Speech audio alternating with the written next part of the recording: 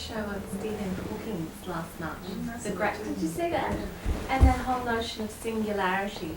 What was it?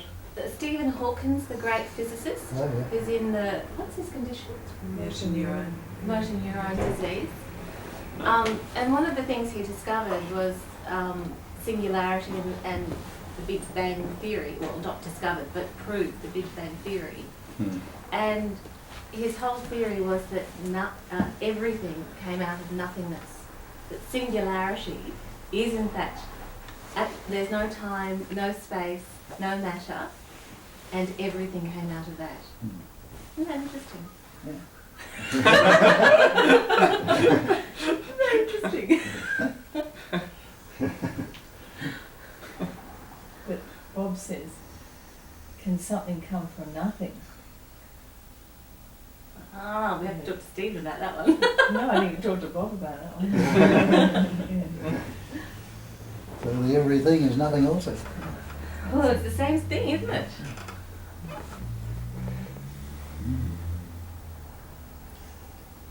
All right, I'd like to say your names.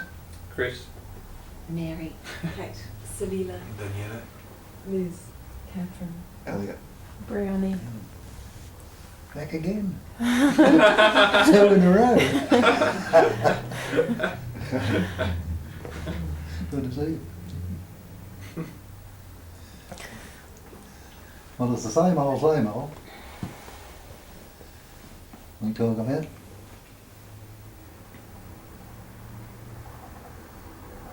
And, well, you've all heard it before. And we say investigate, and then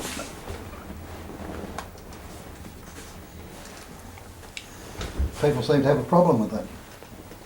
How can I investigate? We tell them there's no you to investigate. And when I point out that you're seeing right now, and you're hearing right now, and the eye doesn't tell you I see, and the ear doesn't tell you I hear, that seems to go over a lot of people's heads also.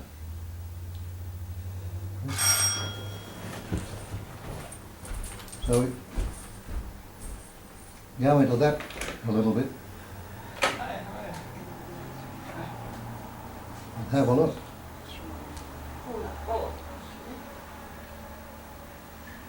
Well, everybody is seeing right now. Isn't that a fact? It's not a trick question or anything, just ordinary, everyday, commonplace seeing. Everybody's hearing right now. Thinking is happening. Functioning is happening. But when I say the eye doesn't say I see, well, do you really see that? The eye is not telling you I see.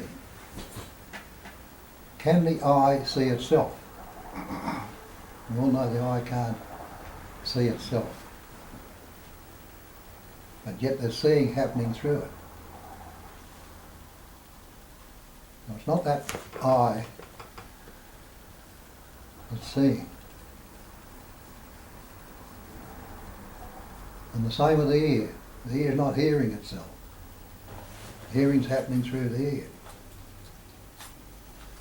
And you see the thought comes up and translates it as I see and I hear. It's the thought thinking itself.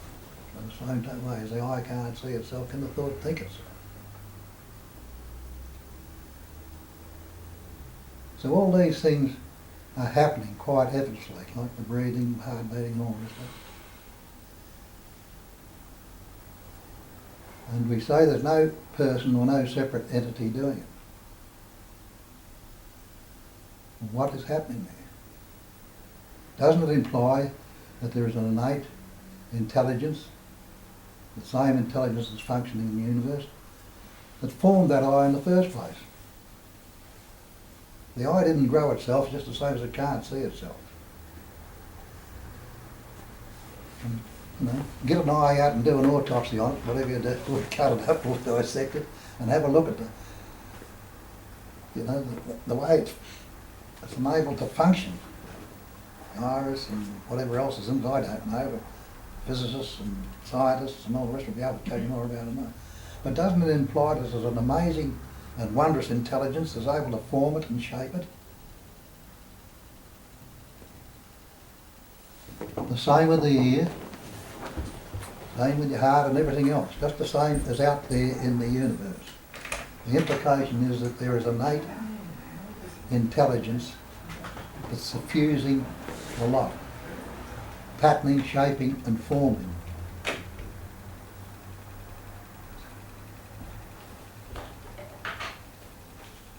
And so that innate intelligence, which for want of a better term we'll call it the nameless, they call it that in most of the traditions. That. And they don't put any nameless on that because there's no name that you can grasp it with. There's no label you can ever grasp it with. And so they call the Mahavakya, the great mantra or the great word. I am that. Thou art that. Everything is that. What happened? You're saying I'm everything. Of course you are. Don't you realise that yet? You said it, Bob. Must be true. Who said it? That's right. We're just going into that. So, see that? Innate intelligence, pattern, shapes and forms all these things. Don't you realise that that current or energy, we'll call it that, it's just nameless, that's suffusing, patterning, shaping this body, is doing the thinking, is doing the seeing, is doing the hearing, beating your heart, breathing you, whatever's going on, it's that innate essence that's doing it, intelligent. So when we say there's no you that can do anything, you might grasp at what we mean then. There's no person, there's no separate entity with any power or any independent nature.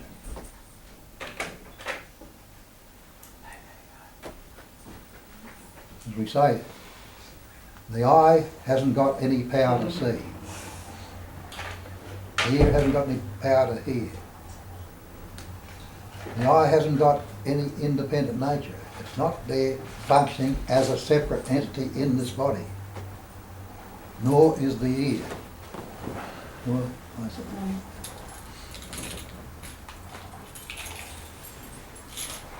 so how can this idea or concept I that we take on board, which is a thought, and all the thought, as I say, the thinking is happening also, and you couldn't have a single thought if it wasn't for that essence.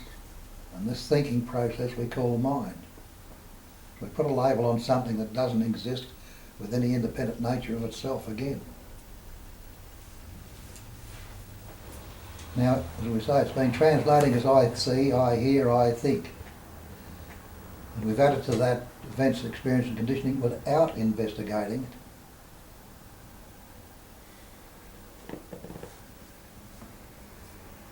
And come to believe from that there is an entity there, a person, an individual. All words, all concepts, all labels. And if you look for that person, separate entity, person or individual, you'll see that's all it's made up of, concepts.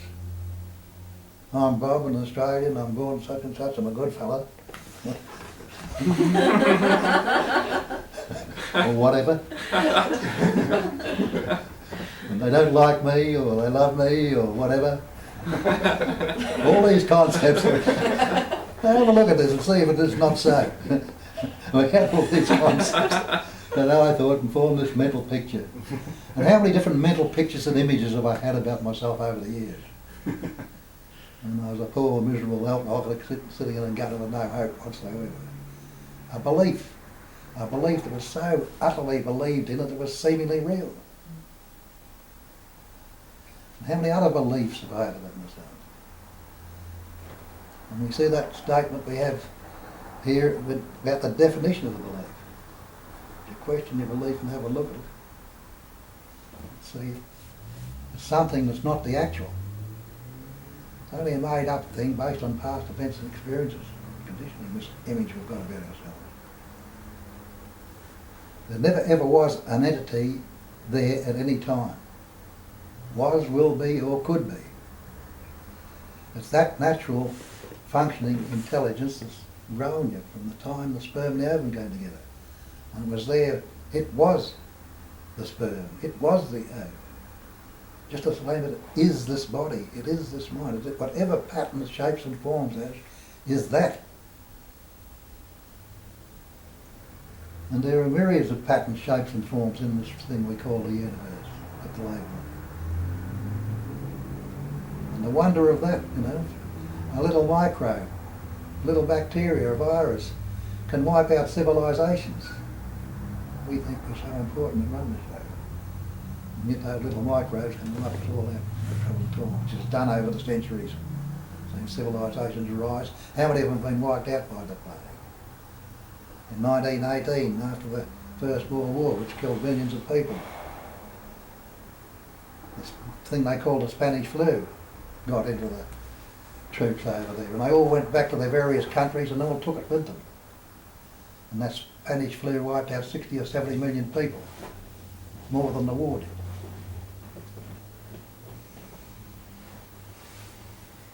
So you see, we think we run the show and we're so important. As entities, we've got no importance whatsoever.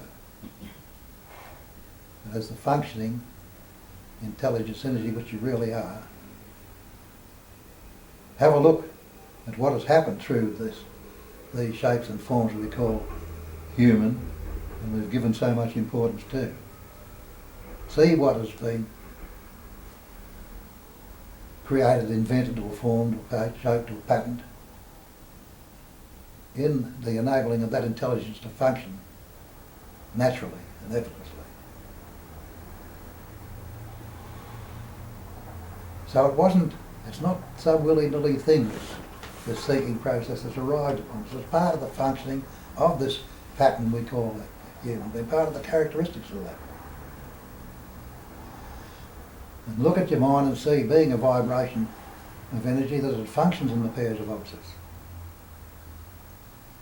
It's not past, it's future. It's so mind itself or thought is time, past and future. Mind or thought itself is distance or volume, near and far. The mind is all this conceptual stuff, is all concept mind stuff.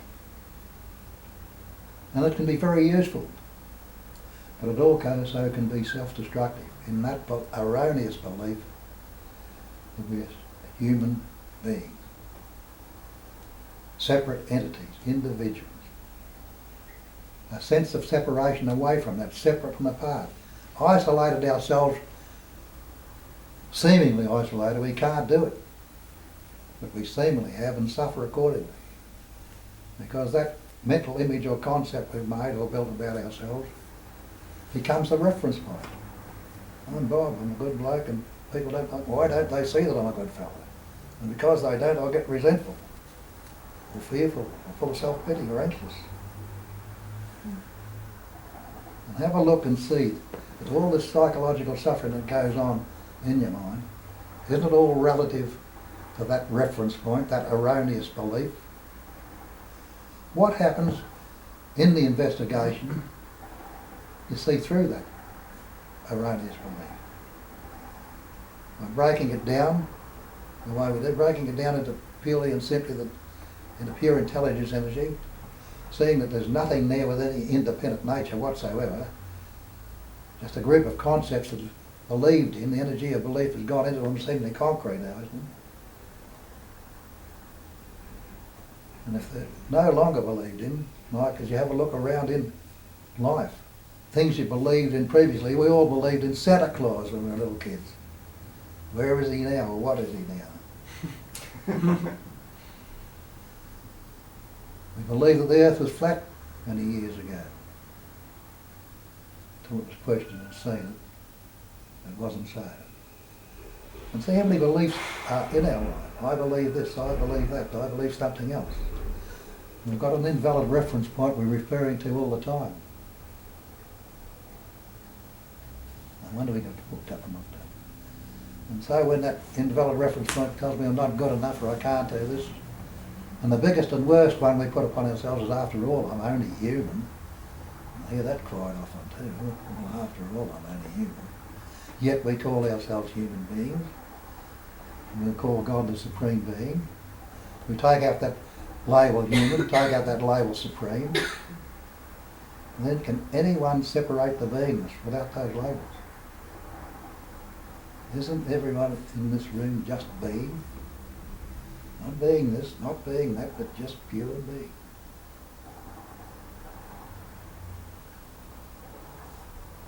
Look outside at the universe, isn't that just being? Patterning, shaping, forming quite effortlessly, just being as it is.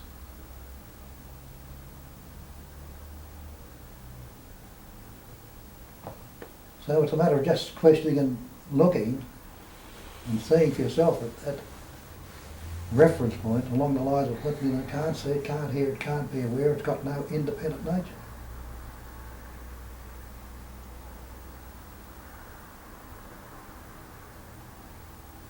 And get back to that which the ancients have always told us, that it's non-dual, it's one without a second, it's only that.